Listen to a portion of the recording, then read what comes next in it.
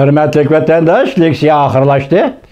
Yani bir işke kız gep kılgım kelyapti. Çünkü men ellikki vaziyet ramkasini tüzüp çıktım hesapta üzemçi deyli. Bir ramkının içi gelip baktım. Siz kubul kılamısınız, kılmamısınız ihtiyarınızda. Bugün çislagı 2021 3. ayının 22. günü ramkı nime? Wangyang'nın Örümçini ziyaret kılışı. Alyaska söhbeti. Alyaska söhbeti de oturup koyulgan meseleler. Ve mahbi söhbet ahırı nime dedik? Çimpokun kaltıs koyuvetti bunu. Kompartiyanın hükmürallığını saklap kalış. Elbette. Hazırki günde ikinci öktüç partiya yok. Çünkü meselesini el kılgılı bulmaydı. Biz hem koşulduk, başkalarını sözlep olduk, hürmetlik vatandaşım. Şundan keyin çoğuna Sergey Lavrov'dan Beijing'ni ziyaret kılışı. Muşularını, muşu ramkını sızgandı, muşunun içinde Alyaska'da birinci bulup Uygur meselesinin, Hong Kong meselesinin oturup koyuluşunu hemmisini bir ramkıga eyseniz, bugünkü günde Uygurlarının takdirinin kandak gövdelenip çıkıdıqallıqını eskalalayız vatandaşım. Bırak bir yerde bir de fark hazır şu söhbetler, şu hatırlarda deyilgen, oturup koyulgan mesele halkara cemiyet çıkmadı halas. Şunu siz bunun işiniz şenmezlik meselesi de bizim tahlilimizde kollamaslık meselesi belki işkilinip kalışınız mümkün. Çünkü bu geple hazır halkara cemiyetki oturup çıkmadı degen gep. Oturup çıkıdıqalla bolsa o vakti nem buldu? Partlaş karakterlik iş oladı vatandaş. Vaqtida bunu ciddi hal qilishdan kun tartibga ciddi qo'yilganligini his qilish hurmatli vatandosh. Hozir endi tunigillardan kelayotgan xabarlardan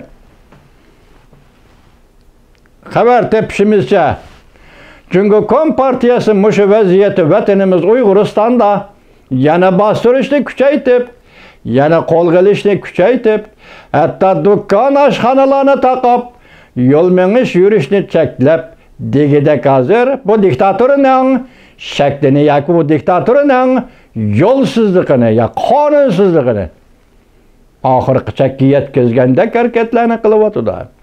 Bundak vakti vaziyetni çiğitiş, vaziyetni boşitiş bir hükümet için aldığı koyulduğun bir iş. Çünkü o zörür tepilsi vaziyetni boşitudu, zörür tepilsi vaziyetni çiğitidu vatandaş. Çünkü bu halkara iş. Nayeti zor iş. Yarışarı tevreydiğen iş. Uygur meselesinin el buluşu ve Uygur meselesinin gün tertipki kilişi muşundak mına. Yarışarı tevreydiğen iş. Alyaskıda jığın eçildi bu. Yarışarı berip aval Örümçide tevredi. Wangyang Efendi gökürep Örümçige badı. Örümçi tevridi. Like işki mesele çiğitiş, boştuş, bastırış ve yaki erkillik koyup biriş. Bu yolda Xitay hükümetinin karakterden etkandığı bastırış yolunu tallap alıdı. Eğer devamlık bastırış böyle bir dağın bolsa, küllerinin bir günü de bu mesele hal bop oturuğu çıksa, bu bastırışlarına nime dep cevap verirse Cumhuriyet Partiyası? Uygur halkının muşu derecede bastırışkın nime dep cevap verirsiniz? Halkara cemiyet aldın nime dep cevap verirsiniz? Uygur halkı aldın nime dep cevap verirsiniz? Tarihte bunun hemmisi cevapkar oldu. Kosovo'da Milosevic, Kamboçya'da Borbot, Şimali Sudan'da yani kim birisi? Muşlarının hemmisi bunun cevapkar oldu. Bu tarih, bu zaman, bu vakitinin hükmü. Kaysi hükümet, kaysi tertip, kaysi halkara kanunun hükmü emez. Vakitinin hükmü. Vakitinin hükmü şundak hüküm kılsa bunun kaysi yolundan cevap verirsiniz Cumhuriyet Partiyası. Neymiş ki bundak bastırığı verirsiniz? Siz Alyaska'da mahbi söhbete münəsi aşkarlanan iken koyubitsiz, boştsiz, hazırdan başlayıp cemiyet tertibini boşaşka erkildeki bir nefes ilişki yol koyuyorsunuz Cumhuriyet hükümeti. Şu vaxtıda andın siz hükümet tertibi diye ki devlet başkurucu hükümet tertibi de özünüzün hükümetlik karakterini bekiteleysiniz. Bunda bastırıyı versiniz bu karakçının mentekisi oludu. Demek hiç kendine işenmezlik. Hatta Kompartiya üzerine rehberlik edilme guman kılış. Hiç demek işenmezlik. İşenmezlik şunun için evvel muş götürüş, evvel bastırış. Bu akmaydı çünkü Kompartiyası. İş geldi, yani iş yitip geldi, geldi bu iş Nayet çıraylık geldi. Ben şuna başta bir qatam talep koydum. Hazır yani bir qatam talep koyman. Bayanatçı Huaçinyin hanım. Siz Sergey Lavrov'ni Beijing'e alaydı teklif bilen alaydı orlaştırdık dediniz. Şunu Uyg'uriston meselesini hal qilishni alaydı o'rinlashtirasiz. Biz bunga endi mushu vaziyat oldida ishonamiz. Bilgichi Allah ishonamiz. Shunga yuqorqidek bostirishlarni to'q tutish to'g'risida fikr qilish sizning bir tashqi ishlar amaldori bo'lib sifatingizda sizning bir burchingiz Huaçinyin xonim. Gördünüzmü bu sözleyatkan sözlerinin hemmisini sizden muavun bayanatçınız. Yani Cungu Taşkı İşler bayanatsız cavlayacaksın. Özü çıraylık itiraf kıldık. Biz bu qatam Alyaskada şivirgan. Yaki qara qışning soğuklarını his qıldık. Demek bir yerde Alyaska özü tabiatı soğuk ştat bolğanlığı. Hazırgıça qarımız qaplap turganlığını hesapqa almaganda demek siz bu qatam Alyaskada Amerika Qo'shma Shtatlari shtati da çünkü Amerika söhbeti Alyaska söhbeti de siz qor shivirgan ve soğukni his qildingiz. Demek bunun ma'nosi xalqaro kuchni his qildingiz. Onu az deganda hozir Prezident Bayden hukumati bu tartiblarni shuncha zich, shuncha jiddiy, shuncha ixcham veya ki şunca çabdeslik bile uğurlaştırdığı ki karana. Alyaski söhbeti. Dem buran Asiya ziyaret. İttifakdaşlarını kolga keltiriş. İttifakdaşlarının kolluşunu kolga keltiriş. Asiya ziyaretinden kayıt bilip Alyaski'de Cungo söhbeti. Amerika Cungo söhbeti. Meselelerini oturup koyuş. Onun kendi meselelerini oturup koyup bulup mesela Yangce Çindek'te diplomatlarını sekretip oturup çıkarıp bulup onun gipini anlap bulup merhamet emse Yangce Çin sekreyebilin. Sekreyebilin, gep kılıyebilin. Hakaret kılamsız, tıllamsız kılıyebilin. Ne mi kılın? Lekin mesele bu şu. Devlet işler bir xatarligi meselesi hak sağlığı dedi. Biz Alyaskaga sagak minimiz bilen keldik. Sagak kallımız bilen keldik.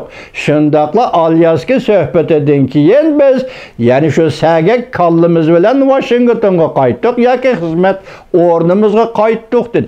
Demek baştan ahir biz şundaq özümüzde eğir besik salmaqlıq tutup olturup Cungo'nun söhbet vekilleri bilen söhbet elip badık.